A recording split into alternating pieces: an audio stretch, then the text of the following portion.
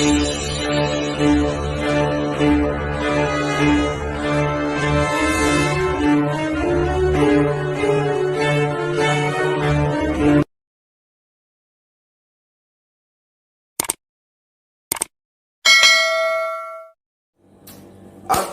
hai guys, hai saudara-saudara, ibu-ibu, bapak-bapak semua, welcome to Board.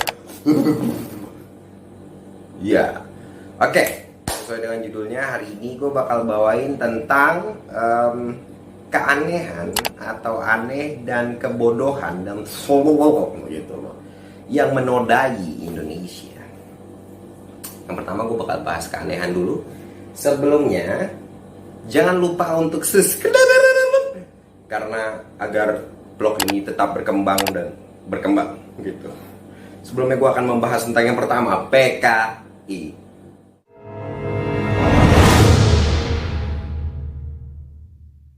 Oke, seperti yang kita tahu, PKI ya kan, presiden pertama kita dituduh bekerja sama PKI dan bla bla bla.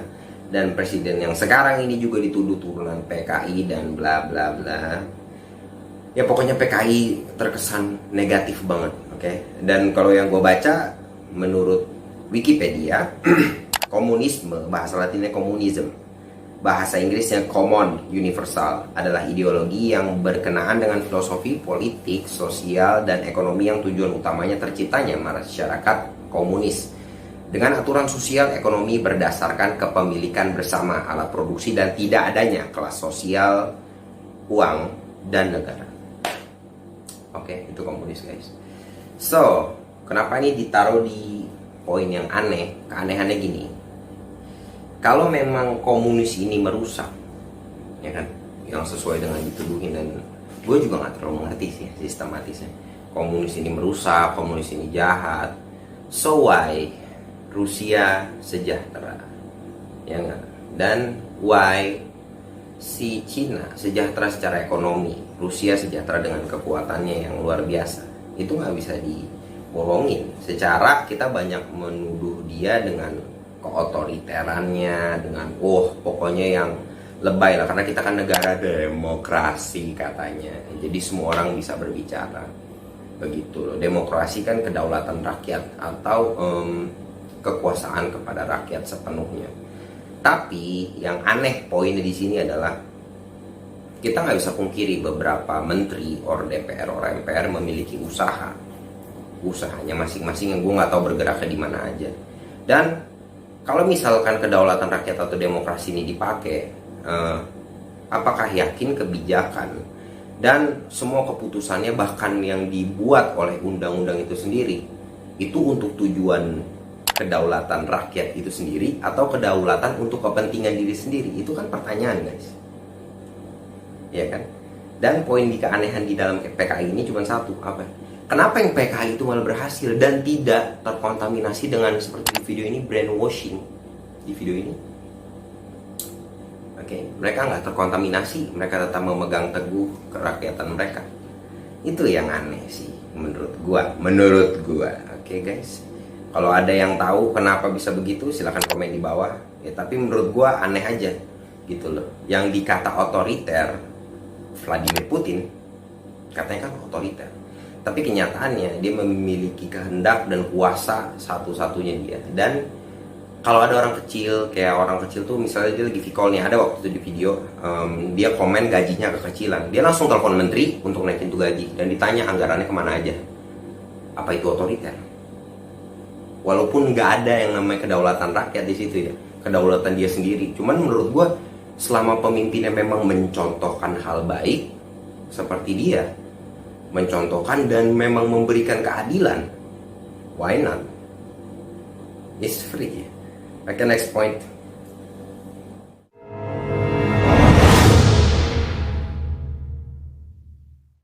Oke, udah cukup di komunisme tadi, PKI itu yang aneh. Terus yang kedua, kita bahas tentang toleransi atau kebinekaan yang lagi digembur-gemburkan. Toleransi, kebinekaan, pokoknya lagi bener-bener kayak diwah-wahin banget ya. Terkesan diwah-wahin banget.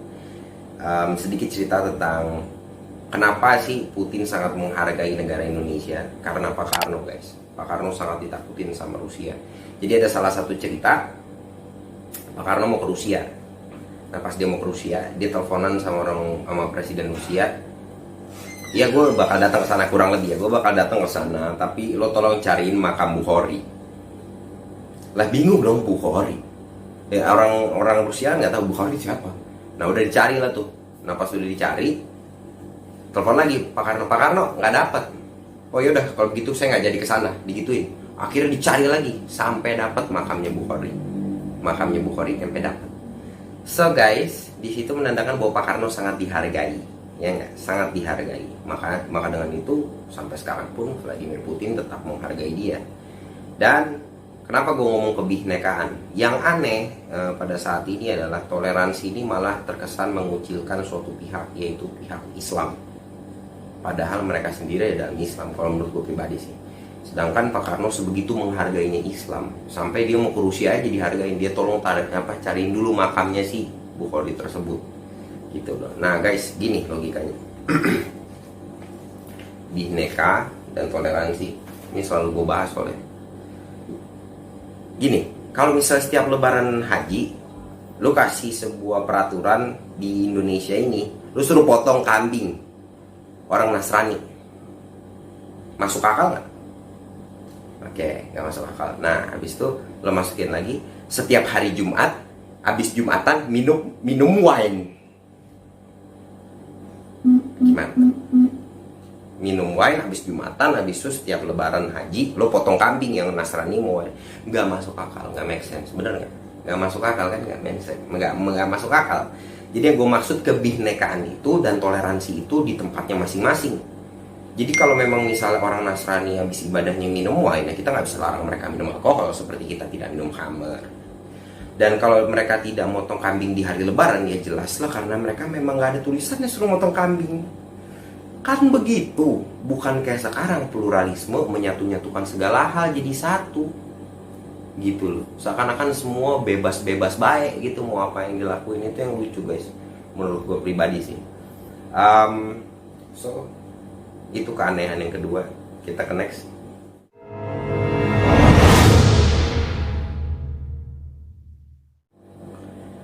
Oke, di poin yang terakhir adalah menghargai nenek moyang, atau gue sebut nenek moyang.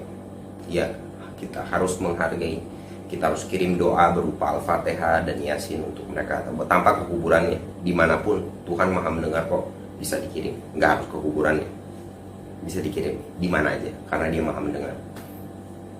Lagi pula orang meninggal nggak bisa mendengar kita, mau kita berdoa kayak gimana pun. Itu ada di beberapa ayat Al-Quran. Nanti gua klik di sini nih, coba nih. Ini dua aja. Jadi orang yang meninggal nggak bisa mendengar kita. Jadi percuma kita berdoa juga di kuburan. Itu menurut Al-Quran, menurut agama Islam. So berdoa bisa di mana aja. Kita harus menghargai nenek moyang, siapapun nenek moyangnya. Akan tetapi sudah diingatkan jika, jadi gini, lagi banyak hal. Kenapa nih nenek moyang gue sebutin? Jadi lagi banyak nih bahwa kebudayaan kita lebih tua daripada, bahkan bukan Nabi Muhammad aja. Nabi Muhammad masih cilik ibaratnya. Nabi Ibrahim lebih tua lagi. Jadi ada yang namanya gue nggak terlalu ngerti itu Kang Hyang apa yang. Jadi kita tuh salah satunya negara kita Jawa itu agamanya udah Islam atau monoteis. Ya gue nggak terlalu mengerti masalah itu, mungkin pakarnya sendiri. Disclaimer juga, gue bukan habib atau ustadz, gue orang biasa yang just belajar, just mempelajari. Jadi Jawa itu monoteis, katanya menyembah satu Tuhan juga. Akan tetapi guys, di sini yang harus kita ingat, tidak ada catatan yang jelas di situ. Semua berupa tulisan-tulisan, cuman kayak kertas-kertas apa sih namanya kalau kertas-kertas Jawa nih, kayak di foto ini, kayak prasasti, bukan prasasti itu apa sih namanya? Ya kayak begitulah. Bukan kayak Al-Quran yang memang dikertasin, dibukuin dan jelas ayat berapa, dan ada kuburan orangnya yang diturunkan wahyu, itu Nabi Muhammad di Mekah. So berhubungan dengan nenek moyang ini, gue bakal sebutin dua ayat. Ya just disclaimer atau peringatan bahwa berhubung gue bukan habaib atau ustadz, jadi sedikit mencontek ya guys. Oke, berhubung dengan nenek moyang ini yang katanya lebih tua dari Ibrahim, lalu pokoknya paling tua lah ya. Lagi pula adanya Al-Quran ini adalah sebenarnya revolusi dari kitab-kitab yang dahulu mungkin dipalsuin oleh jin dan lain-lain. Habis itu di sini dijaga langsung oleh Tuhan gitu loh. Nah, di ayat 6 menyebutkan agar engkau memberi peringatan kepada suatu kaum yang nenek moyangnya belum pernah diberi peringatan. Yasin ayat 6. Terus Al-Kahfi ayat 5. Mereka sama sekali tidak mempunyai pengetahuan tentang itu. Begitu pula nenek moyang mereka. Alangkah jeleknya kata-kata yang keluar dari mulutnya. Mereka hanya mengatakan sesuatu kebohongan belaka. Oke, mohon maaf ya guys, karena bukan Ustadz dan Habib, jadi ngomongnya agak belecetan. Tapi nemuin poinnya ya. So, di situ bahwasannya terserah mah mau lebih tua siapa. Kita di sini ngomongin bukan lebih tua siapa. Gitu loh. Gini, gue contohnya.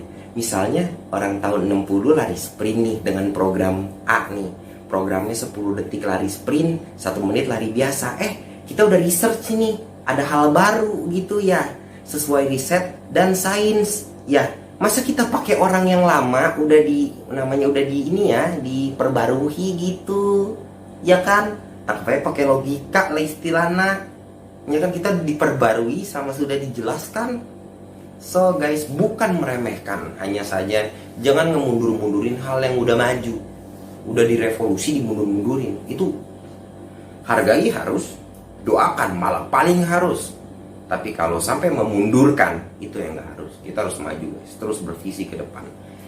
Itu, so kita ke next point. Ini yang dikanekan udah 3 poin aja. Yang terakhir adalah ketololan atau kebodohan. Oke, di kebodohan atau ketololan. Yang pertama adalah baperan atau perasaan. Gitu lah guys. Jadi gini. Maksud gue adalah kenapa ini bisa fall atau puzzle gitu, dikarenakan jangan please, gue minta tolong banget, kalau memang hal itu salah jangan dibener-benerin. Contohnya gini, kalau ada anak umur 2 tahun atau 3 tahun pergi sama anak umur 2 tahun 3 tahun minta izin sama lu mau pergi beli permen di seberang jalan. Suatu ketika dia nyebrang dan ketabrak mati salah satu dari anak tersebut. Dan ketika itu lu nangis karena dia ngomong anak itu baik menggunakan hijab dan dia berjasa untuk gue, dan gue ngerasa enggak gini. Yang izinin dia nyebrang tuh orang tuanya ya, untuk membeli permen. So, terlepas anak itu baik orang gak baik, yang kita lihat itu poin. Seperti kata Rasulullah, jika kita membenci orang, maka benci sifatnya. Jika kita mencintai seseorang, maka cintalah pada sifatnya, bukan kulitnya. So, why gue bilang tolol dan bodoh? Please, if you wanna close the door, just close the door, but don't close your mind. You have to open your mind. It's okay? Yeah. It's okay? Yeah. Close the door, but don't close your mind. Open-minded, please. This is the call of open-minded. Inilah yang disebut open-minded. Apa tuh open-minded? Bukan melihat titik yang berbentuk-bentuk. Karena Tuhan ganjil dan Tuhan tidak terlihat. So, kebodohan atau ketololan itu adalah ketika lu mengiyakan seseorang tanpa melihat titik kesalahannya. Itu juga salah, tapi tidak juga menyalahkan karena kita mencari kebenaran. So, don't be baper dalam segala hal. Nggak usah baper, santai aja. Dunia ini cuma tempat main kok. Karena kata Syekh Siti Jenar, ilusi terbesar manusia dalam manusia itu merasa dirinya ada. Itu merasa dirinya ada. Loh, yang ada cuma Tuhan. Kita ini cuma nanti meninggal, kita jadi tulang, ya nggak? Habis dikubur 3 bulan jadi tulang, gitu ya. Dan Rasulullah juga pernah bilang, siapa orang paling cerdas ya Rasulullah? Orang yang paling sering mengingat mati, bukan orang yang dekat sama Einstein. Oke, next. Ya, yang nomor 2 di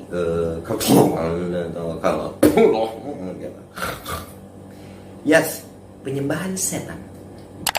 Guys, pasti kalian tahu penyembahan setan seperti di gambar ini. Menyembah ini, menyembah itu, ada juga dalam goa atau di dalam apa. Oke, dan gue bakal bacain dulu sebentar. Let me be clear, I'm not Habib or Ustadz, I'm just a vlogger newbie. Oke, ayat 60 di Yasin, bukankah aku telah memerintahkan kepadamu wahai anak cucu Adam agar kamu tidak menyembah setan? Sungguh setan itu musuh yang nyata bagi kamu. 60 Yasin. 62, dan sungguh ia setan itu telah menyesatkan sebagian besar di antara kamu, maka apakah kamu tidak mengerti? Kap di situ. Oke, guys. Sorry. Penyembahan setan. Why? Setan. Ya. Kita bahas tentang setan itu sendiri. Jin dan manusia itu makhluk, setan itu sifat. Ya, guys. Jadi manusia sama jin bisa disebut setan jika memiliki sifat setan. Dan setan juga bisa menjadi sebuah sistem. Ya nggak? Nah, sekarang kita lihat sistem yang diciptakan itu. Mohon maaf, jika itu riba, jika itu apa yang dilarang sama Rasulullah, misalnya perpajakan dan riba dan lain-lain, itu sistem yang dibuat siapa dan untuk apa? Gitu. Apakah menjadi timpang tindih or apa? Jadi maybe setan yang maksud di sini nih, apakah kalian tidak mengerti? Dan janganlah menyembah setan. Itu sifat setan. Apa sifat setan kalau kita pecah? Rakus, ambisius, egois. Ya, yang seperti kita tahu di zaman ini kita maunya terus maunya lebih dan lupa sama yang namanya rasa cukup. Sedangkan di akhir doa pun atau akhir sholat tuh Rasulullah mensunahkan, atau apa, maaf ya gue kurang ngerti juga, Allahumma a'inni ala zikrika wa syukrika wa husni ibadatik. Kita harus selalu bersyukur. Tapi karena di dunia ini sekarang mau ada metaverse lah, mau ada alam inilah, alam itu, pergi ke Mars, pergi ke Colehemet, Mumanong, Imus gitu. Terus maunya berkembang sampai lupa rasa syukur. So, wala in syakartum, asik enggak? Barang siapa yang bersyukur maka akan aku tambah. Barang siapa yang kufur, ingat azabku amat pedih, guys. So, bisa dikorelasiin setan ini bisa sifat dan sistem yang membuat manusia menjadi setan yang rakus, maunya lebih terus. Why kita nggak berpikir ke sana? Entah riba, perpajakan dan lain-lain, maunya lebih dan nggak punya rasa syukur.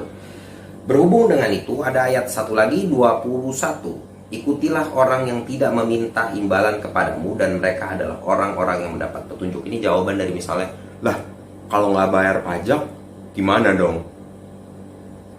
Ya gitu pasti kan. Lah nanti gue nggak ini dong. Ya guys, gue sangat rekomendasiin tetap bayar pajak. Nggak boleh nggak bayar pajak. Lagi pula gue nggak terlalu tahu sistem yang sebenarnya kayak gimana. Gue di sini cuman menganalisa gitu loh. Sebenarnya setan itu adalah sebuah sifat yang mau dibawa kemana, kayak gitu nggak sih? Nah, untuk sekarang ini kita cuma bisa banyak-banyak beristighfar dan taati apa yang ada, karena semua ini adalah kesalahan orang-orang yang ada di atas yang mungkin nggak mempelajari dan tidak menjalankan sebuah amanah. Tugas kita hanya tahu posisi kita salah, benar, atau ada di mana posisi kita, dan lebih baik lagi untuk mengingatkan sebenarnya seperti itu. So, minal jinnati wan nas. Bisa jadi itu manusia, bisa jadi itu setan yang memiliki sifat, bisa jadi itu manusia dan bisa jadi itu jin yang memiliki sifat seperti setan. Itulah penyembahan setan yang sebenarnya, bukan hanya sekedar di goa dan menyembah sebuah pentagram terus lo di pentagram, enggak. Bisa jadi sebuah sistem dan lain-lain. Oke guys, next point. Oke, di last point di on dan adalah mindset about infak atau syiar. Ibadah yang baik adalah ibadah yang disembunyikan, tau kan? Ya, pasti udah pada sering dengar masalah itu guys. Ya enggak sih? Dan terus juga ada suatu statement yang menyebutkan bahwasannya harus kaya untuk berinfak. Dan itu adalah sangat-sangat gue caps lockin, kebodohan yang sangat luar biasa. Karena Allah nggak menilai, Tuhan nggak menilai seberapa besar duit lu. Bahkan air putih lu kasih minum ke anjing bisa masuk surga kan? Bahkan buah bisa bikin orang ngebunuh, yaitu Habil dan Kabil. Cuman gara-gara perempuan, jadi fitnah begitu. So, lu nggak harus kaya untuk berinfak. Infak tuh bisa bentuknya apa aja guys. Bisa ilmu, bisa semampu lu. Jadi gini, lu punya 370M, lu kasih 200 juta, itu nggak dinilai sama Allah. Lu punya 10.000, lu infakin 3.000, itu lebih dinilai lebih mulia daripada yang orang punya 370M. Itu logikanya. So, it's okay if you close the door, but don't you close your mind. Open your mind. Oke, open lah your mind. Berhubung dengan ini, gue pasti sebutin hadis juga, bahwasannya Rasulullah pernah bilang, jika kamu ke rumah saudara dan dia memberikan dirham kamu, dan jika kamu ke rumah saudara, intinya gini, jika kamu ke rumah saudaramu, dia memberikan peringatan kepadamu tentang Allah, adanya Allah, lebih baik daripada lo dikasih dirham. Itu hadisnya. Dan yang kedua, dan hadis yang kedua, selain lebih baik dikasih peringatan untuk mengingat Allah dibanding dirham, lebih baik dikasih peringatan untuk mengingat Allah. Yang kedua adalah Rasulullah pernah berjalan bersama sahabat-sahabatnya. Ada bangkai kambing, terus diangkat kupingnya. Nah, sahabat-sahabatnya ditanya, siapa yang mau kuping bangkai kambing ini? Nah, terus dijawablah sama sahabat-sahabat yang gak mau. Ketahuilah, bangkai kuping kambing ini lebih hina di dunia di mata Allah dibanding bangke tuh kuping kambing. So guys, jangan menilai segala sesuatu tuh dari besaran. Allah nggak ngeliat besaran, seberapa ikhlas gitu. Dan kalau ngomongin besaran, yang tadi gue bilang 10.000 lo kasih 3.000 ke masjid, itu lebih besar daripada lo punya 370M lo kasih 200 juta. Karena presentasinya kalau mau hitung-hitungan. Tapi semua balik lagi ke nawa itu dan hati lu. Lu bener-bener mau syiar, apa lu mau riya? Begitu. So guys, I think itu aja, dan kita bakal ke rangkuman. Al-Hud, gue lupa. Terakhir, pasti istiraj adalah sebuah kenikmatan yang didahulukan sebelum azab atau sebelum cobaan. Itu istiraj adalah kenikmatan, boleh dikasih harta dan lain-lain.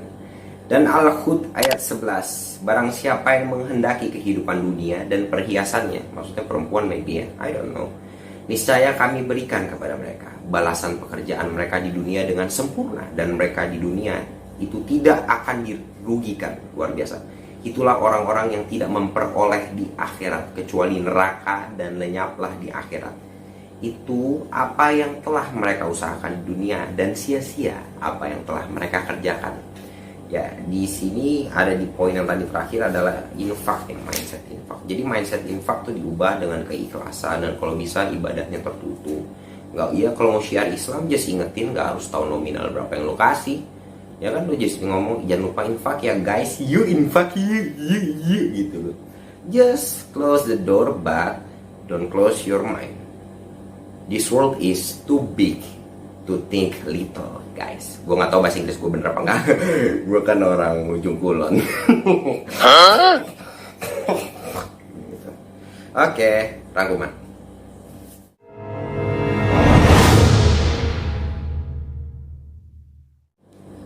Oke, di rangkuman adalah selalu berdamai. Yang pertama, damai aja.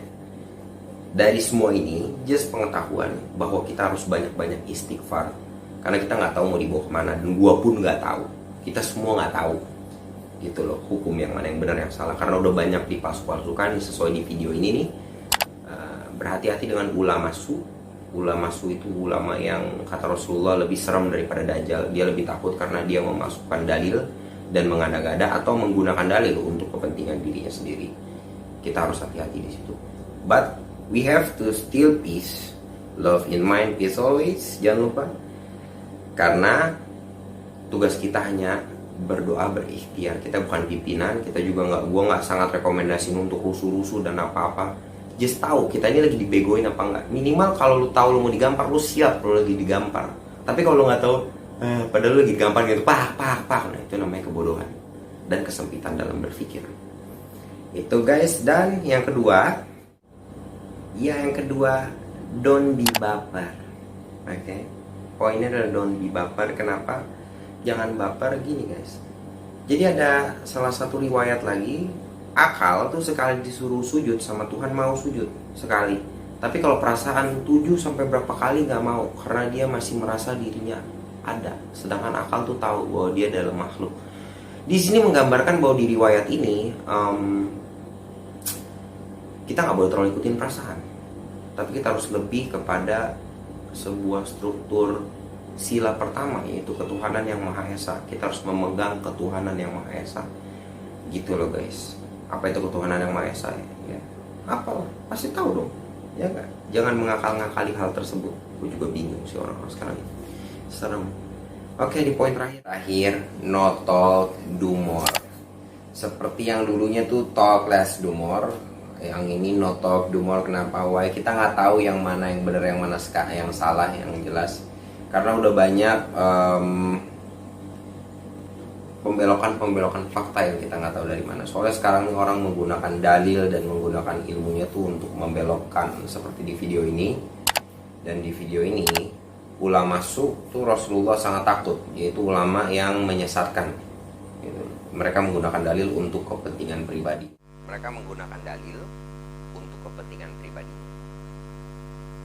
Dari situ kita harus berhati-hati sama yang disebut ulama yang ditakuti oleh Rasulullah melebihi. Dia menakuti Dajjal seperti video ini dan video ini. Oke guys, gue rasa itu aja. Mohon maaf kalau ada salah-salah kata, ya namanya juga manusia. Dan disclaimer, peringatan, gue ini bukan Habib, Ustadz, atau apa-apa. Gue ini cuma anak muda yang tergerak hatinya untuk meresearch hal tersebut by science and Al-Quran, gitu guys. And satu lagi, I'm a agnostic people. Apa yang disebut agnostic people tuh adalah mempercayai sesuatu dengan akal sehat. Jadi nggak telan bulat-bulat gitu, nggak suka yang berbau seperti doktrinisasi. Seperti contohnya satu hal ini, pasti lebih percaya sama Einstein kan dibanding Nabi Muhammad, karena Nabi Muhammad itu nabi katanya, jadi nggak dipercaya. So di Al-Quran ada ad-dukon atau semacam kayak kabut besar yang akan terjadi di akhir zaman. Nah, dukon itu kan nggak tahu terjadinya seperti apa. Einstein bilang penyesalan saya adalah membuat nuklir ini akan menciptakan peperang besar, dan dia sudah prediksi seperti di foto ini. Dia prediksi bahwa perang dunia ketiga akan menggunakan pedang dan batu kalau nggak salah. Dan Rasulullah sudah mengucapkan itu 1500 sebelumnya, yaitu setelah manusia di akhir zaman akan perang menggunakan pedang. So, tapi kan kalian pasti ngedengarnya many people ya, banyak kedengar dari ilmuwan dibanding kata Rasulullah. Karena kata-kata sami'na wa ata'na, kami mendengar dan taat, itu udah berat untuk sama ini. So I think itu aja guys. Thank you. Silahkan komen kalau ada yang pengen komen, dan mohon maaf kalau banyak salah kata, dan memang banyak salah kata.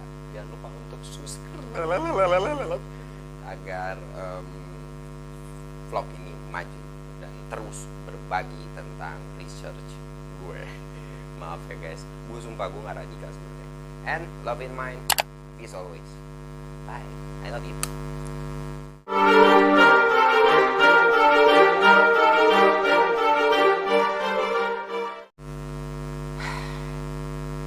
Ya, memang terkadang kalau ngomongin gini bro, terlalu berat. Nanti ada aja undang-undang kita takut, gitu. Kita takut kan. Kita kan orangnya nggak close-closean ya kan. Kita mah open, kan? Nggak ada close-close. Open mind ya, nggak open segala hal. Biasanya yang close-close begitu kurang bisa ini. Jangan dong.